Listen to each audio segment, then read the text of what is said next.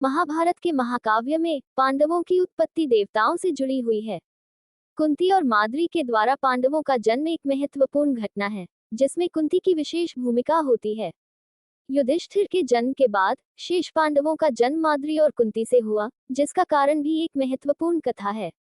कुंती को ऋषि दुर्वासा से एक विशेष वरदान प्राप्त हुआ था, जिसमें उन्हें किसी भी देवता का आह्वान कर उनसे संतान प्राप्त करने की शक्ति दी गई थी। कुंती ने इस मंत्र का प्रयोग युधिष्ठिर के जन्म के लिए धर्मराज यमराज का आह्वान कर किया, जिससे युधिष्ठिर का जन्म हुआ। युधिष्ठिर न्यायप्रिय और धर्म के प्रतीक माने जाते हैं, क्योंकि उनका जन्म धर्मराज से हुआ था। अब सवाल आता है कि युधिष्ठिर के बाद माद्री और कुंती से अन्य पांडवों का जन्म क्यों हुआ।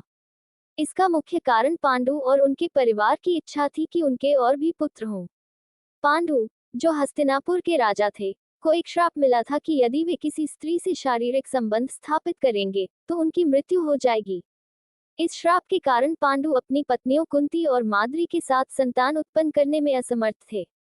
पांडु ने कुंती से आग्रह किया कि वह अपने वरदान का प्रयोग करके और पुत्र उत्पन्न करें, ताकि उनके वंश का विस्तार हो सके। कुंती ने पांडु के आग्रह पर सहमति दी और इंद्रदेव का आह्वान किया, जिससे अर्जुन का जन्म हुआ। अर्जुन महाभारत का प्रमुख पात्र हैं और उन्हें सबसे महान धनुर्धर माना जाता है। इसके बाद कुंती ने वायुदेव का आह्वान किया, जिससे भीम का जन्म हुआ।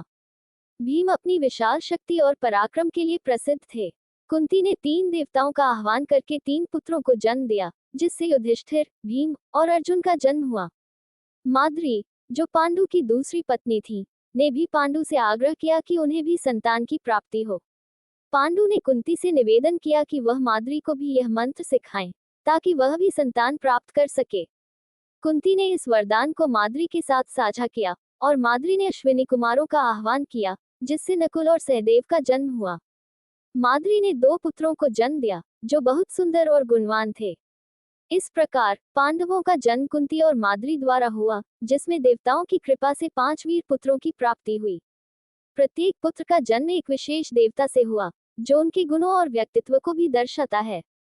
युधिष्ठिर न्यायप्रिय और धर्म के प्रतीक, भीम शक्ति के प्रतीक, अर्जुन वीरता और धनुर्विद्या के प्रतीक, नकुल और सहदेव सौंदर्य, ज्ञान और सेवा के प्रतीक माने जाते हैं।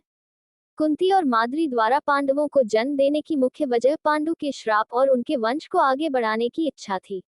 देवताओं के आशीर्वाद से पांडवों का जन्म हुआ, जिन्होंने महाभारत के महाकाव्य में महत्वपूर्ण भूमिका निभाई।